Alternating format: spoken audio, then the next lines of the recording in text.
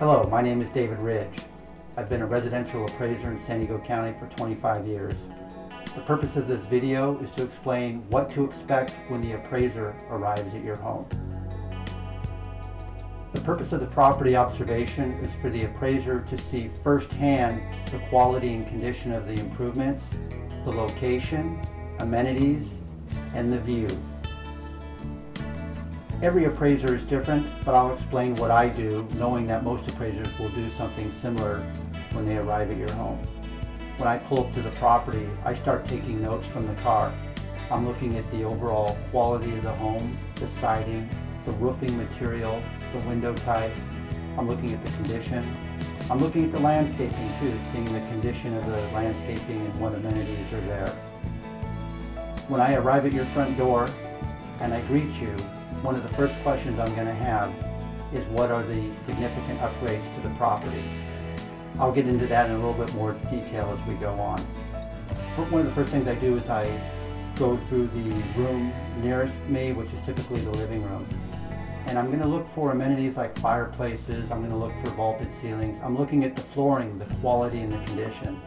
I'm going to take a picture of the living room while I'm in there. I'm going to continue throughout the house, typically the dining room, walk through there, again looking for flooring, amenities, the overall condition.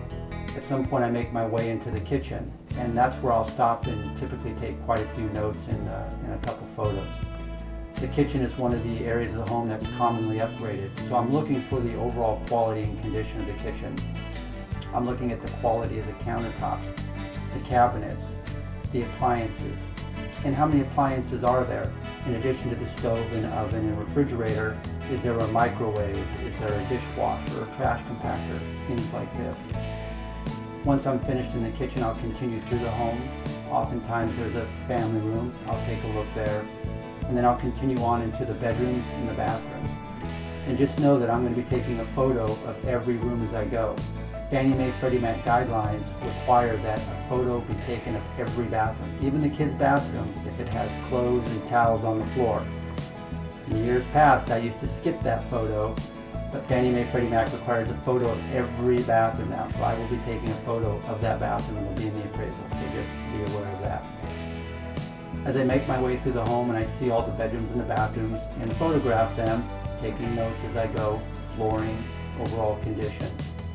At some point I will work my way into the garage. Again, I'm looking for upgrades in the garage, cabinets, flooring, sometimes there's an epoxy flooring or something like that. I'm also looking at the shape of the garage. I will be sketching the floor plan of the home and then measuring it. And sometimes in the garage there are jogs in the wall between the house and the garage. So I'll be taking note of those and measuring them as well to make sure I get the proper floor plan for the house and the garage. And while I'm talking about that, one note, I do get this question every now and then. The garage is not considered living area. It's measured separately from the main living area from the house. Once I've finished with the garage, I'll typically work my way out into the yards. If there's a rear yard, I go into the rear yard.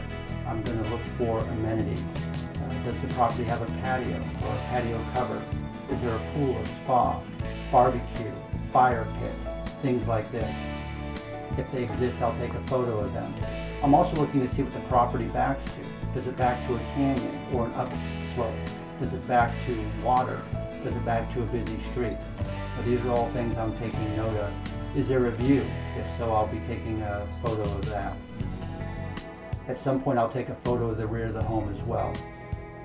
Then I'll continue with my measuring. I will measure the back of the home, work my way around the sides if I can, and to the front, and I will continue until I measure the entire home. For living area, we measure the exterior perimeter.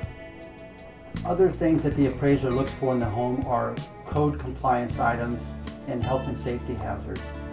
Now with every lender this can differ and the list could be very long. So what I'll do is I'll just mention some of the main things that most lenders I deal with here in California require us to look for.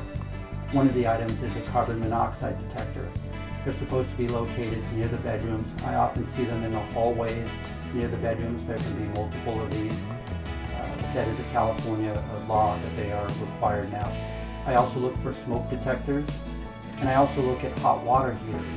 If the hot water heater is in the garage, it needs to be raised at least 18 inches off the floor, and it needs to be double strapped for earthquake safety. Other items I'll look for are safety bars on the windows. If they exist, they need to have a quick release inside. And if they don't, I have to call it out in the appraisal, and the lender's going to usually want that taken care of. Oftentimes people just remove the bars so that they can get their loan rather than installing a quick release.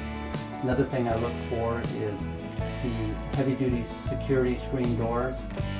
I look to see if they have an interior key lock. If it does, then I have to call that out in the appraisal. The lenders are looking for the thumb turn rather than the key. If the door were to be locked closed and the key wasn't with the door and there were a fire or something like that, people would have trouble getting out, and that's the concern there. I have 2 tips for every homeowner in preparation for their appraisal. Number 1, I would recommend tidying up the property. As I've explained, the appraiser is walking through the home and taking photos of every major room and bathroom. So you want the home to look as good as possible to the appraiser, and also in the photos, keeping in mind that underwriters and reviewers from their desk located potentially in another state are looking at these photos and trying to get an impression of the condition of the property as well. So you want it to look as good as possible for your appraisal. Tip number 2 would be to make sure that you point out all significant upgrades to the appraiser. Now, a homeowner doesn't always know which upgrades are important and which aren't, but I would say if the item costs under $100, probably not too significant. If it's over $1,000, more significant. So the big ticket items really are the kitchen, the bathrooms, roof, windows, flooring. I would make sure that the appraiser is aware of all those significant upgrades so they can include them in your appraisal and your value. Thank you for watching my video. I hope you found it useful. Please feel free to call if I can be of service.